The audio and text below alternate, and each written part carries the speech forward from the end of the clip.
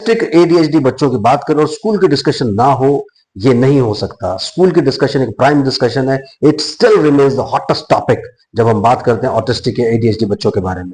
Channel को subscribe कीजिए, like कीजिए, शेयर कीजिए, पूरी दुनिया में फैला दीजिए। मुझसे कंसल्ट करने के लिए 8168790299 डायल कर सकते हैं। पर्सनल नंबर तो जरूर लगाएं अगर आप इंडिया के बाहर से कॉल करने की कोशिश कर रहे हैं।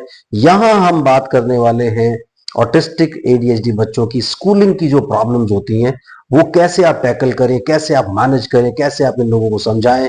क्योंकि जैसे ही आप अपने बच्चे को स्कूल में भेजते हैं, आपको रोज बड़ी सारी कंप्लेंट्स आने लगती हैं। टीचर्स आपको रोज बुला करके ह्यूमिलिएट करते हैं, स्कूल में बहुत कुछ आपको सुनना पड़ता है। इधर से आपकी जिद होती है कि आपका बच्चा 5 साल का हो गया, 6 साल का हो गया, 7 साल का हो गया और वो कब स्कूल जाएगा। उधर से जो स्कूल अथॉरिटीज होती है, क्योंकि वो वेल इक्विप्ड नहीं होती इन बच्चों को टैकल करने के लिए, सो वो हाथ खड़े करना शुरू कर देते हैं। सो दोनों साइड से प्रॉब्लम्स होती हैं और आपके लिए बहुत ही स्ट्रॉन्ग डिप्रेशन वाले ग्राउंड्स बन जाते हैं और आप काफी ज्यादा डिप्रेस हो जाते हैं, बहुत ज्यादा प्रॉब्लम्स में आते हैं। पेरेंट्स काफी ज्यादा नेगेटिव हो जाते हैं इन सिचुएशंस पे। तो चलिए, अगर आपको टॉपिक पसंद आ गया, फटाफट से लाइक के बटन को हिट करें ताकि कॉन्वर्सेशन को आगे कंटिन्यू करें। मेरे पास इस वक्त दो केसेस हैं जिनके साथ ये बहुत स्ट्रॉन्ग प्रॉब्लम्स आ रही हैं। एक केस तो यूएई में है। उनको अल्टीमेटली क्या करना पड़ा, बच्चे को पहले उन लोगों ने स्कूल को बहुत समझाने की कोशिश करी, सर्टिफिकेट्स दिए, लेकिन स्कूल की साइड से बहुत कंप्लेंट्स रोज आ रही थी। प्रोबेबली स्कूल वांटेड कि उन लोगों को जो सेंटर वो ऑथराइज करते हैं उस सेंटर में जाकर के वो थेरेपी कराएं, और वो बहुत कॉस्टली था सेंटर, पेरेंट्स अफोर्ड नहीं कर सकते थे। लेकिन बहुत सारा जोर लगाने के बाद भी जब पेरेंट्स नहीं उस डायरेक्शन में गए, तो अल्टीमेटली स्कूल ने रोज बच्चे को लेकर के कंप्लेन करनी शुरू कर दी, जो कि पहले कंप्लेन्स नहीं आ रही थी। बच्चा बहुत अच्छा परफॉर्म भी कर रहा था, सब चीजें अच्छी हो रही थी, लेकिन at the end of the day parents को बच्चे को स्कूल से निकालना पड़ा और अल्टीमेटली उन्होंने घर ही बिठा लिया। उन्होंने कहा कि 1 साल हम लोग पूरा जोर लगा करके बच्चे को नॉर्मल करेंगे एंड देन उसके बाद स्कूल भेजने की कोशिश करेंगे।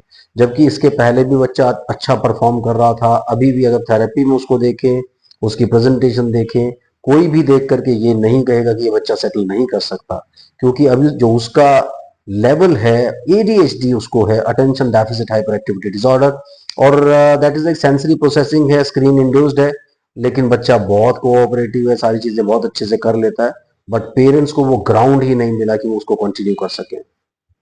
इसी तरह से दूसरा बच्चा है अभी पाकिस्तान में, उसके साथ ही सेम कंप्लेन आ रही है। बच्चा साइड में जाकर के बैठ जाता है, उनके पास कोई स्पेशल ऐसा टीचर नहीं है जो बच्चे पे ध्यान देगा या बच्चे के लिए कुछ करने की कोशिश करेगा। उस बच्चे के साथ भी यही सब कंप्लेन्स, यही सब प्रॉब्लम्स आ रही है और अभी उन्होंने बच्चे को स्कूल में डाला है एंड आई एम श्योर थोड़े दिन में पेरेंट्स को काफी सारी कंप्लेन सुनने को मिलेंगी, रोज ह्यूमिलिएशन होगा और बहुत सारी प्रॉब्लम्स आएंगी। तो ये बहुत सारी चीजें ऐसी होती है जिसके लिए हमें प्रिपेयर्ड रहना चाहिए, क्योंकि जब तक स्कूल अपने रिस्पॉन्सिबिलिटीज को लेकर के आगे नहीं बढ़ेंगे, और सबसे बड़ी बात, आज गवर्नमेंट्स भी काफी अवेयर हैं, लेकिन अभी भी मैं देखता हूँ कि ज्यादातर स्कूल्स के अंदर कोई ऐसे टीचर्स या ऐसे थेरेपिस्ट नहीं होते। हालांकि सब चीजों की टीम होनी चाहिए स्कूल के अंदर, जिससे कि कुछ स्पेशल बच्चे जिनको थोड़ा सा अटेंशन की जरूरत है और वो नॉर्मल हो सकते हैं, उन बच्चों को स्कूल के अंदर ही नॉर्मल करने की कोशिशें की जाएं। लेकिन ऐसा कुछ भी नहीं हो रहा है, किसी भी कंट्री में नहीं हो रहा है मैं कहूंगा।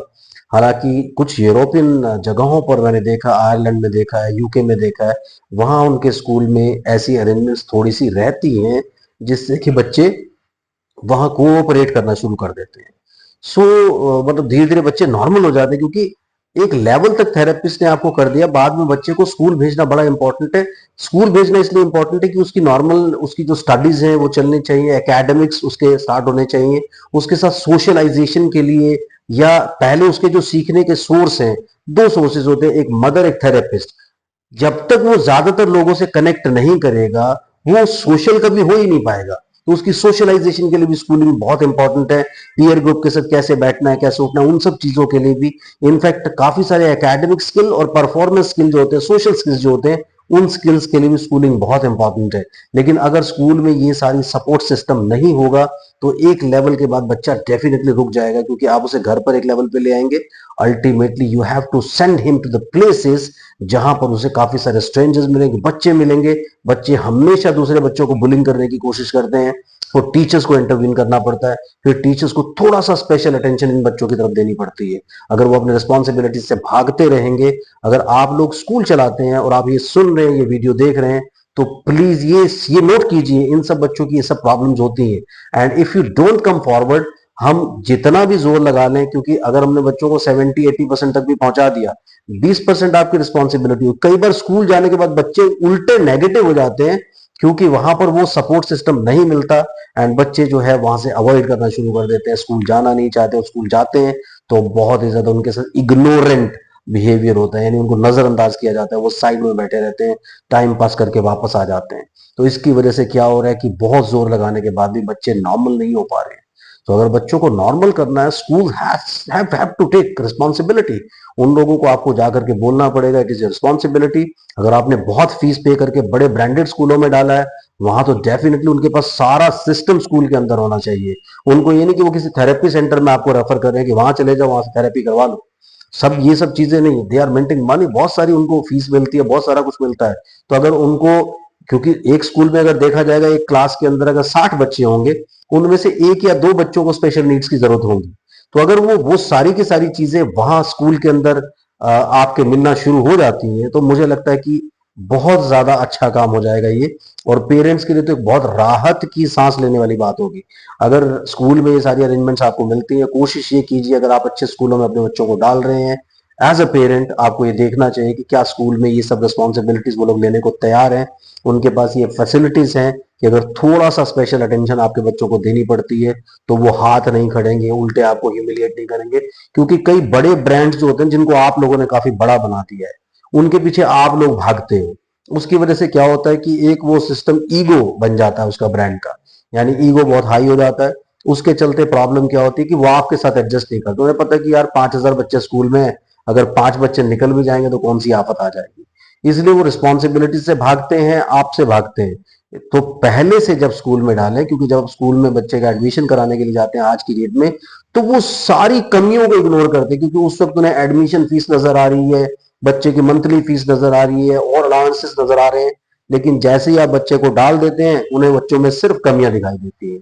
तो ये चीजें आपको पहले से डिस्कस करके अपने बच्चों को स्कूल में डालना चाहिए कि भाई मेरे बच्चे के साथ ये चीजें हैं, और अगर आप इन चीजों के साथ मैनेज कर सकते। ये मत कहिए कि उसको ऑटिज्म है, एडीएचडी है, क्या है।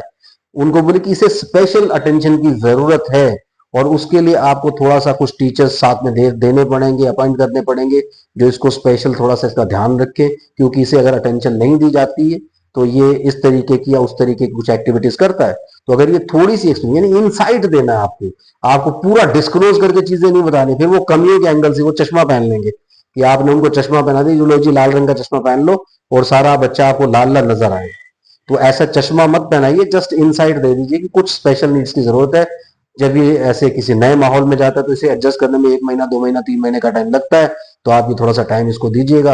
अगर शुरुआत के 2 महीने, 3 महीने, 4 महीने अच्छे बीत जाते हैं, या थोड़ा जोर लगाने के बाद बच्चा सेटल हो जाता है, तो प्रॉब्लम्स आपके लिए कम हो जाएंगी। So you manage it that way, ताकि आपके लिए प्रॉब्लम्स डेफिनेटली कम हो। Thank you very much. Bye.